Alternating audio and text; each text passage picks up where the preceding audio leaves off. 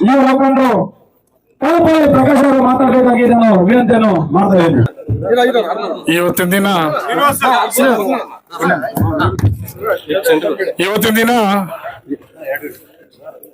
ಈ ತಾಯ್ಲೂರು ಗ್ರಾಮದಲ್ಲಿ ನನ್ನ ಒಂದು ಕಿರಿಯ ಸಹೋದರನ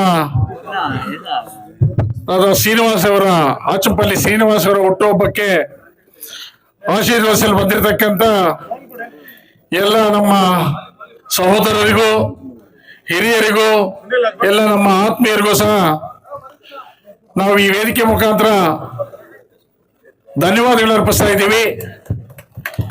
ಏನು ನಮ್ಮ ಸಹೋದರ ಶ್ರೀನಿವಾಸ್ ಅವರು ಈ ಚಿಕ್ಕ ವಯಸ್ಸಿಗೆ ಸುಮಾರು ಜನ ಸಾವಿರಾರು ಜನ ಬದುಕೋಕೆ ದಾರಿ ತೋರಿಸ್ತಾ ಇರ್ತಕ್ಕಂಥ ವ್ಯಕ್ತಿತ್ವ ಇರ್ತಕ್ಕಂಥ ವ್ಯಕ್ತಿ. ಇಂಥ ಒಬ್ಬ ವ್ಯಕ್ತಿಯನ್ನ ನನ್ನ ಸಹೋದರ ಅಂತ ಹೇಳ್ಕೊಳ್ಳೋದಕ್ಕೆ ನಾನು ತುಂಬಾ ಹೆಮ್ಮೆ ಪಡ್ತಾ ಇದ್ದೀನಿ. ಇಂಥ ಒಬ್ಬ ವ್ಯಕ್ತಿಗಳು ಒಬ್ಬರಿದ್ರೆ ಸಾಕು, ಅನೇಕ ಜನ ಮನೆಗಳಲ್ಲಿ ದೀಪ ಒಂದು ಬೆಳೆಸುವಂತ ಕೆಲಸ ಮಾಡ್ತಾರೆ.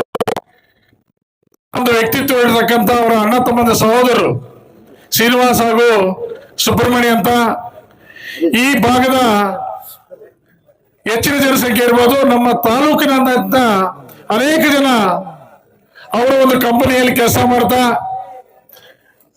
ಬೆಂಗಳೂರಲ್ಲಿ ನೆಲೆಸುವಂತ ಅವಕಾಶ ಮಾಡಿಕೊಟ್ಟಿದ್ದಾರೆ. ಮುಳಬಾಗಿಲು ತಾಲೂಕಿನಲ್ಲೂ ಸಹ ಅನೇಕ ಜನ ಅವರ ಒಂದು ಆಶೀರ್ವಾದದಿಂದ ಸಂಪಾದನೆ ಮಾಡಿ ಬದುಕ್ತಾ ಇದ್ದಾರೆ.